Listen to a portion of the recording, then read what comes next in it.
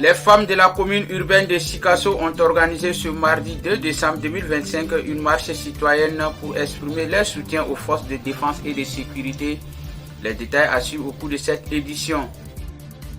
Le ministre de l'Artisanat, de la Culture, de l'Industrie hôtelière et du Tourisme, M. Mahmoud Daffé, a rencontré ce mardi 2 décembre la commission régionale chargée de l'organisation de la Biennale artistique et culturelle Tombouctou 2025.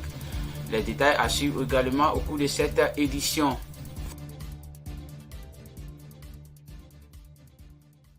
C'était là les titres. Bonjour, bonsoir mesdames et messieurs, selon l'endroit où vous êtes content pour moi de vous retrouver. Bienvenue à cette session d'information. Comme annoncé dans les sommaires, les femmes de la commune urbaine de Sikasso ont organisé ce mardi 2 décembre 2025 une marche citoyenne pour exprimer leur soutien aux forces de défense et de sécurité pour leur détermination dans la sécurisation des personnes et de leurs biens. Suivons l'élément pour plus de précision.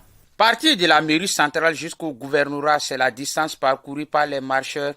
Elles ont défilé avec des banderoles, des produits du marché, des drapeaux maliens, nigériens et burkinabés scandant des messages d'unité et de cohésion nationale. À leur arrivée, elles ont été accueillies par le gouverneur Kanté Marie-Claire Dambélé et plusieurs autorités locales.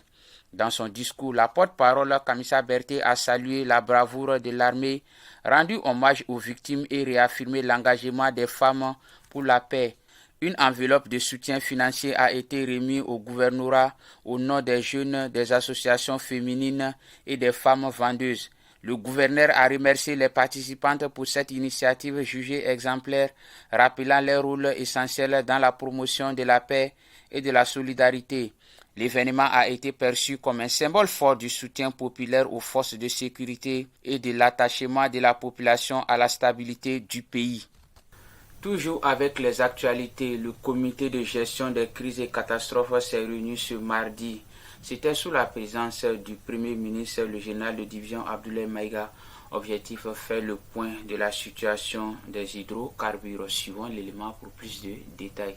Le comité a salué les effets positifs du protocole signé le 21 novembre 2025 entre l'État et le groupement professionnel qui a réduit à 24 heures le temps de passage des véhicules au bureau des produits pétroliers des douanes. La présentation d'une nouvelle clé de répartition des arrivages devrait encore accélérer la distribution. Le comité a également insisté sur la poursuite de la lutte contre les circuits parallèles de carburant, les détournements et les rétentions de stock. Le chef du gouvernement, dans la même veine, a appelé au maintien du rythme actuel pour un retour rapide à la normale, tout en remerciant le président de la transition, le général d'armée Assimi Goïta, pour la reconnaissance accordée aux acteurs engagés dans la résolution de la crise. La commission de négociation avec les sociétés minières a présenté lundi son rapport final au président de la transition, le général d'armée Assimi Goïta.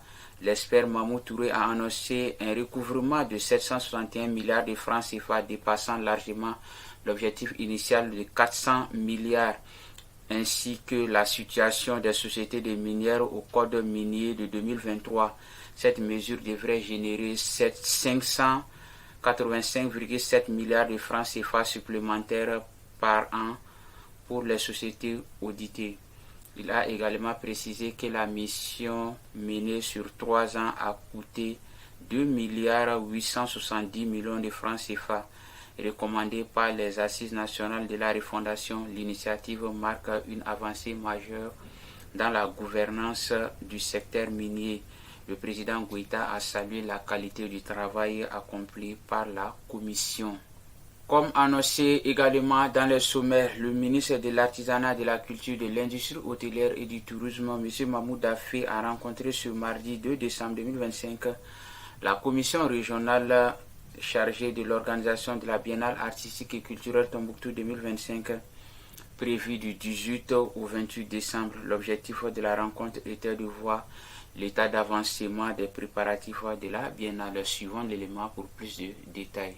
Après sa visite des infrastructures le 1er décembre, le ministre de l'Artisanat, de la Culture, de l'Industrie hôtelière et du Tourisme, M. Mahmoud Daffé, a rencontré hier mardi la commission régionale chargée de l'organisation de la Biennale artistique et culturelle Tombouctou prévue du 18 au 28 décembre prochain.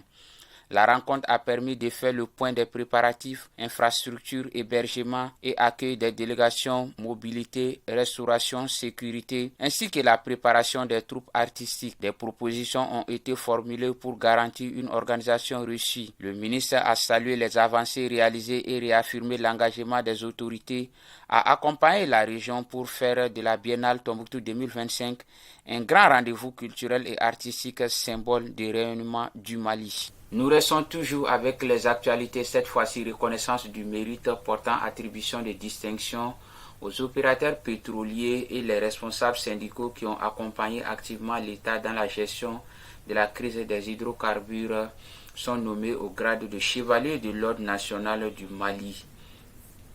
La médaille de l'étoile d'argent du mérite national avec effigie Lion debout est décernée aux chauffeurs blessés lors de l'approvisionnement du pays en hydrocarbures.